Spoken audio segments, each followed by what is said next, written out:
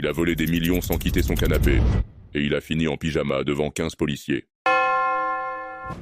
Mesdames, messieurs, installez-vous. Aujourd'hui, on va parler d'un homme que même le FBI et la CIA suivaient de près depuis plusieurs années.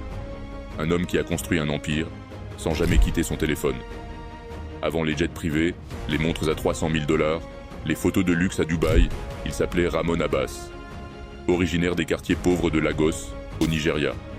Un ancien vendeur de fripes devenu l'un des plus grands brouteurs de sa génération.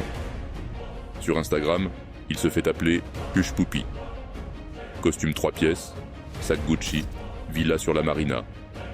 Il fait croire qu'il vend de l'immobilier. Mais il ne vend rien. Il vole. Derrière ces photos parfaites, c'est un cerveau du cybercrime.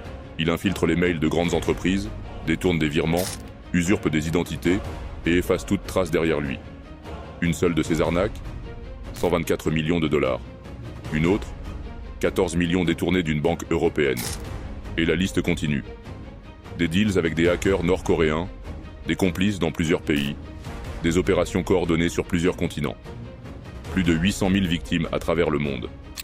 Les autorités américaines le placent sous surveillance. Interpol le suit. Mais il est à Dubaï. Intouchable. Du moins, c'est ce qu'il croit. Juin 2020. La police de Dubaï lance l'opération Fox Hunt 2. 15 véhicules d'intervention encerclent sa tour. Ils trouvent 13 voitures de luxe, 40 millions en liquide et des preuves de fraude à l'échelle planétaire. Hush Puppy est arrêté, puis extradé aux États-Unis. Jugé pour cyberfraude, blanchiment d'argent et vol massif. Il plaide coupable. Et en novembre 2022, il est condamné à 11 ans de prison. 1,7 million à rembourser. Mais une grande partie de l'argent n'a jamais été retrouvée.